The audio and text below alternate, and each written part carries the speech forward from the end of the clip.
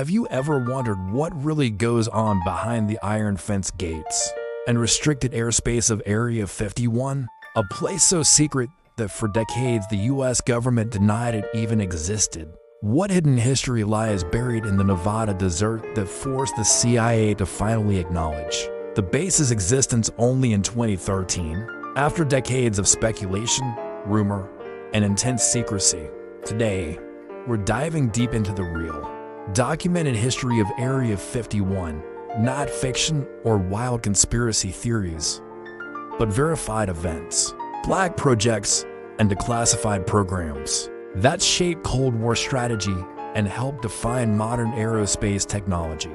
Stay with me until the end. And if you're fascinated by military secrets and unanswered questions from history, like this video, comment your thoughts below, and subscribe for more videos like this.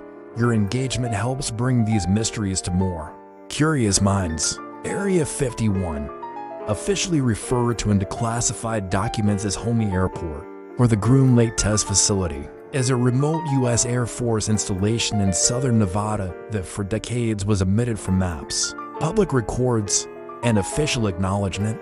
According to the CIA, Area 51 was used to develop and test aircraft critical for national security, especially during the Cold War. The base's location on the dry lake bed of Groom Lake provided a natural runway, isolation, and terrain ideal for secret aviation projects and experimentation far from public view. The history of Area 51 began in 1955, when the CIA selected Groom Lake as the site for Project Aquatone, the classified effort to build the Lockheed U-2, a high-altitude reconnaissance aircraft capable of flying above Soviet radar and gathering crucial intelligence. Because the mission was top secret, the government insisted on an isolated site where tests could be conducted without prying eyes. The U-2's first flights over Groom Lake quickly became the subject of unexplained sightings, as local residents and aviation enthusiasts witnessed aircraft flying at altitudes far beyond what conventional planes could achieve, often mistaking them for unidentified flying objects. The U-2 program was followed by Project OXCART, which led to the development of the Lockheed A-12, a faster, higher-flying successor designed to evade radar and improve reconnaissance capabilities. By 1962, the base had grown substantially, with a new 10,000-foot runway and over 1,000 personnel working around the clock. In support of classified operations, the OXCART aircraft, although officially concealed from the public for decades, was part of the CIA's effort to push aerospace technology beyond existing bound areas, and evidence shows that up to 9 A-12 planes were present at the facility by late 1963. Area 51 also played a role in early drone development. In December 1964, the base was the site of the first test flight of the Lockheed D-21 tagboard drone, a high-speed reconnaissance drone designed to fly deep into hostile territory without a pilot on board. These developments helped establish Area 51 as the center of cutting-edge aerospace experimentation and cemented its reputation as a place where the most advanced aviation technology was being tested and refined. Because of the extreme secrecy surrounding these projects, the American public had very little verified information for decades. Combined with sightings of high-altitude aircraft, unusual lights in the sky, and restricted access to the airspace above Groom Lake, rumor and speculation filled the gap. Many early UFO reports in the region were actually U-2 or OXCART aircraft on classified missions. But without context, these sightings fueled speculation that something otherworldly was occurring. The CIA only acknowledged the base's existence in 2013. In response to Freedom of Information Act requests, revealing some historical documents about its role in Cold War reconnaissance. But this acknowledgement was limited throughout the decades. Area 51's secrecy continued to feed conspiracy theories. Perhaps the most famous is Bob Lazar, who in 1989 claimed to have worked at a site near Area 51 called S4, where he alleged reverse engineering of extraterrestrial craft. His stories significantly influenced public perception cementing the link between Area 51 and alien lore in popular culture.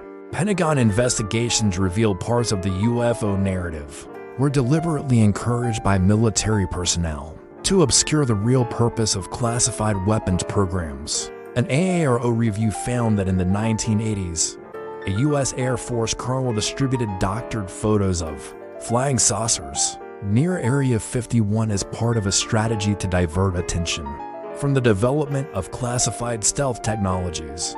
These photos and fabricated stories help solidify UFO myths and local lore, contributing to the lasting belief that alien technology was hidden at the secret base. Inside Area 51, life for those with clearance has historically been tightly controlled. Contractors and military personnel often traveled through unmarked flights, including the use of the Jean Airlines terminal in Las Vegas, to reach the base under strict confidentiality. Many employees were bound by non-disclosure agreements and compartmentalized projects, so that even members working there did not have access to the full picture of what was happening. Former workers described rigorous security measures, buried motion sensors, and extreme lengths to prevent leaks. Declassified records show the sacrifices made by personnel involved in these projects were real and significant. Early UTA tests were groundbreaking but dangerous. Several pilots lost their lives during flights. The risks were part of pioneering technologies that helped shape strategic intelligence during the Cold War, providing the United States with unmatched insight into Soviet capabilities. Area 51's legacy extends beyond Cold War aircraft. Projects such as early stealth aircraft and drone programs, radar technologies, and aerospace defense tests have continued to evolve within classified frameworks. The declassified history clearly shows a pattern of innovation, not extraterrestrial concealment. Even recent comments from public figures like former U.S. President Barack Obama affirm this. He believes alien life may exist somewhere in the universe, but there is no evidence at Area 51. Obama explicitly stated that during his presidency, he saw no credible evidence of alien technology being concealed there, despite official explanations. Fascination with Area 51 continues to grow every year. The viral Storm Area 51 event in 2019 highlighted how deeply embedded this site is in popular culture. Law enforcement warnings and strict security emphasize the seriousness of the base's restricted status. Yet the event demonstrated the enduring power of myth and inquiry surrounding America's most secret military installation. So now I want to hear your theory. Do you believe Area 51's secrecy is purely about advanced military technology? Or is there more hidden beneath its guarded surface? Comment below because I read every submission. If you found this exploration into Area 51's true history fascinating, like this video, share it with someone who loves mysteries and military history, and subscribe for more deep dives into secrets, science, and incredible historical stories. The history may be classified, but the curiosity of humanity will never be.